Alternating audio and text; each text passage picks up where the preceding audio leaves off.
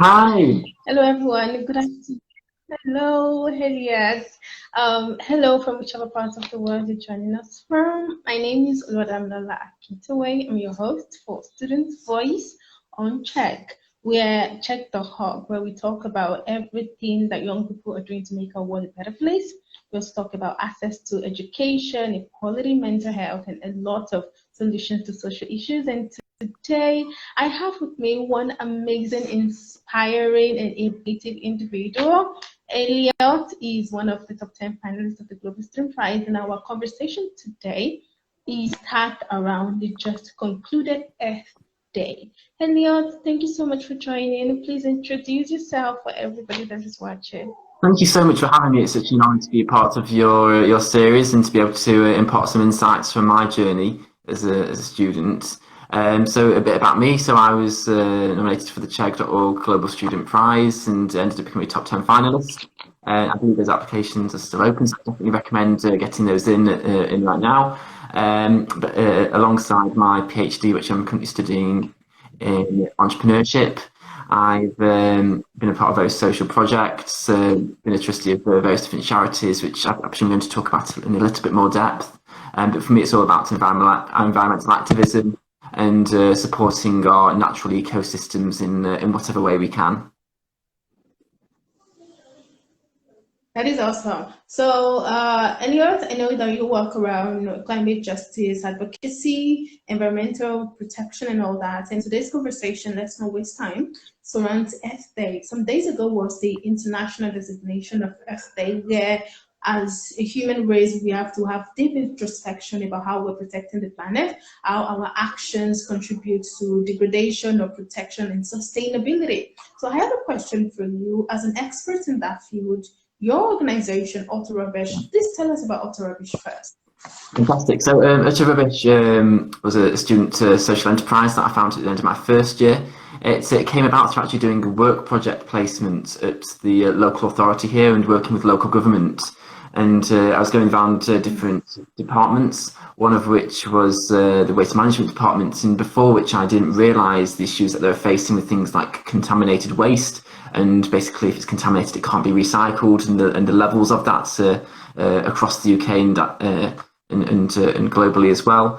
And improving recycling rates was something that they were struggling with, particularly transferring across from like traditional systems like flyering, paper-based communications, maybe some social media communications which were reactive, going to some more like proactive digital communications, using like specific details to build up a case, and doing lots of data analytics in order to support recycling based projects and the communication that's a part of that.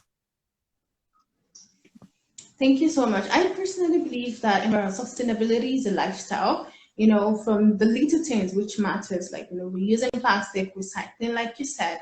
And with your organization, Auto Rubbish, it's creating a consciousness in the mind of people in the UK. And the truth is, climate justice or climate issues is not particular to a particular part of the world. It's a global thing. Here in Nigeria, environmental degradation is a thing, and plastic is one of the major issues we have as a country. The young people are innovating and creating solutions to solve that. Even for me here in my team, we have this way of teaching people how to recreate some plastics into another stuff that is a form of renewable and sustainable fashion, and that's just an angle. Now I know that we have SDG 13 as the climate action, the SDG that is dedicated towards climate justice. And some days ago was Earth Day. But the reality is what we have now, the planet is dying, the planet is going through. Do you think that stakeholders, international organizations, and persons with the authority and the resources, do you think we're doing enough? Or do you think the Earth Day tag is just a cliche? Well, I think that's a very good question, and personally, and based on my experience, I think we actually can do a lot more, and it's actually a very exciting place to be in at the moment with all the innovations that are going on, and we can dwell on like some of the negative impacts of the sorts of behaviours that we've mentioned. Of course, through supporting young people, lots of young innovation that's coming through, that's actually how we're going to solve this. And then it's through things like plastic that you've mentioned, and actually looking at ways in which you can both reduce plastic consumption, but also recycling that and reusing that in different forms. And there's lots of exciting products that are coming through to do that. And it's great to see like the David Attenborough documentary, which highlighted actually the amount of plastic waste that's actually going into the oceans, and the devastation and destruction that's causing on marine life. So I think you're right as well to mention the Sustainable Development Goals. And for me, the most important one's actually partnership. We can come up with these amazing ideas. We can see about how it would actually link into the community. If we don't work together as an ecosystem, we don't. Yeah, I love what you said, linking communities, Then, and this of is course, we need to not enhance the impact that we can make together. And it's really exciting to be able to have these discussions like yourself, because we can, of course, because there's I'm sure there's people today that have their own exciting ideas. There's maybe different stages in terms of they may want to be at the scale and growth stage, or maybe it's like an early inception stage. So it's about supporting each other within the network and being able to scale and grow that impact.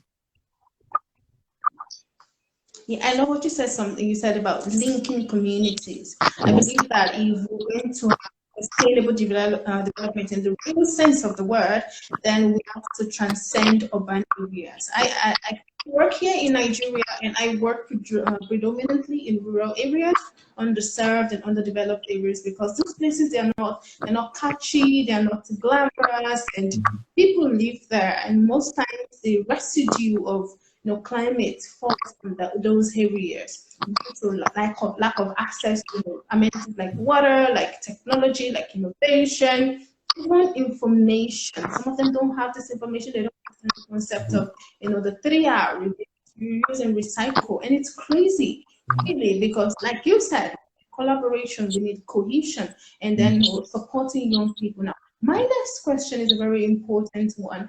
How can we ensure, how can we bring all the stakeholders in the urban areas, in the suburban, and then in the rural areas? How can we create like a synergy where everybody works together towards the protection of Mother Earth? Of course, and in order to do that, I think we need to start off a mapping exercise to actually understand the diversity of the different groups that we're in. Because, of course, if I was to look here in Staffordshire, there seems to be a very different mix of community activities to where you are.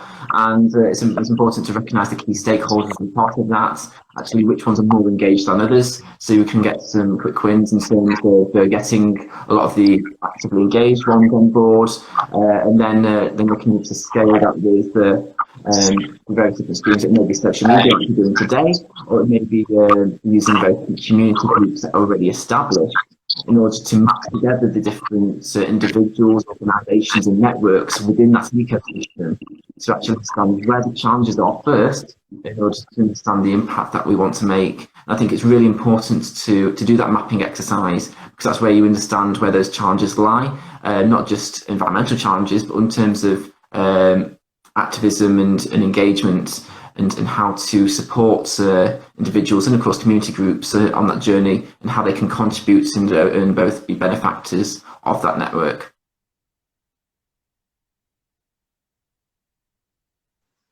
Thank you so much. So my last question, my second to the last question. So the race to 2030 is the thing right now. And in all sincerity, climate justice or climate action is one of the popular, like say, movement that is cutting across every sector. You have young people, you have innovators like yourself, you have even, CSO organization, major corporations coming together, trying to contribute their own quota via, cutting down plastic, cutting down carbon emission and all that. And we have 2030 and this is 2022, so we have 8 years to go.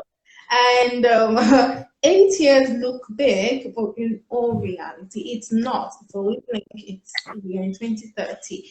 But then we have to speed up action, not only speed up action, but then to get sustainable results that can be replicated, that can be duplicated, and that reach every aspect of life. So my question for all that preamble is that what ways or innovations do you think every can leverage on to double and triple our impact towards environmental protection, climate justice? Did you I, catch that? sorry, I believe you cut out halfway through that. Did So you would you catch mind my just question? repeating it if that's okay? Okay, yeah, sure. I said now with the race to 2030 in our minds, what kind of innovation do you think everybody from all sector, cross sector, and facets of life can leverage on to ensure that we triple our impact as to environmental protection and climate justice? Of course. I think it's about both the policy aspect, which I think you're very much focusing on in terms of lobbying governance and a corporate organisation which can make quite a large-scale impact in a short amount of time. I appreciate it takes time to actually implement those policy measures, but once they have implemented them in terms of the scale of those things that they can do, I think it's also about looking at ourselves as individuals and actually the impact we can make in our own personal lives, sorts of things that we can cut out, or potentially there's behavioural changes that we can make to do things differently. And if we did that and to encourage other people in our communities in order to do that as well, then that'll be able to scale and grow that process. And I think it's all about the communication here in order to actually say these are some of the solutions here. So these are some of the things that we can do quite easily within ourselves and in our own homes. And these are some of the things that you might be able to think about doing too. And I appreciate there are differences between the different communities, but I think there's lots of areas where we can actually share this knowledge. I was recently in Saudi Arabia, and they had lots of exciting ideas, but also in terms of like carbon emissions and how digital technology can reduce those, the way in which it's implemented. Also, in terms of things like waste management that we discussed earlier, about how they basically don't have any recycling policies at the moment, and how actually we can make such a huge impact in a relatively short space of time by actually bringing this entire industry to this particular region. So I think it's important about sharing that knowledge and sharing that understanding and being, I guess, critical friends of each other in order to support each other through this sustainability process, which is going to be an ongoing process up until 2030 and of course beyond. Thank you so much. I think behavior change is very important because everything is about collective responsibility. If I'm doing mine here, you're doing yours over there, and then at the end of everything, we collate our actions, our impact. It really goes a long way. So thank you so much, Elliott, for joining me. The last question. Last year, you and I were in the top 10 of the inaugural Check the Hall Global Student Prize, which was amazing. And the deadline. It was really, really amazing. Yeah. The deadline for the second year is in a few days, and we have young people who have read your story, have read my story, who are obviously inspired, and they want to throw their hearts in the ring and take their chances. So what would you like to say to them in general, especially for those who are doing something around climate justice and who feel like their impact is not visible enough? Definitely. So I would say don't hesitate to put in your application. It's definitely changed my life in terms of being able to showcase the projects that I'm working on and being able to support those. And I'm sure that will be exactly the same for you. But also the main thing for me about the Global Student Prize is, of course, connecting with people like yourself. So we're being able to share insights, learn from each other, which is really important. And you'd be able to just gain so much through that process and be able to give so much too through the knowledge and insights that you would share. So like I said, please don't hesitate, please put in that application, and it's a very exciting time, and I wish everyone who is applying all the best of luck with those applications. All right, thank you so much. And that's the end of this episode on Earth Day. And final note, what is your message to world leaders who will see this video on how they can fulfill their promises and their pledge as to environmental protection and climate justice? I'd say it's all about outreach. It's all about reaching out to your communities, whether it's local or regional, and being able to scale and grow that impact, understand the challenges that each particular community is facing within that particular governmental area. Because of course, it's just in the UK alone, we've got so many different regions, and they all operate so differently. It's not going to be a one size fits for everyone. So it's important to be able to work with community stakeholders across the spectrum in order to do that. All right, thank you so much, and thank you everyone for joining us. My name is Oluwadamilola Akintewe from Nigeria, and this is the Elliott Lancaster. Have a wonderful day, and bye. Take care, everyone. Bye. Bye.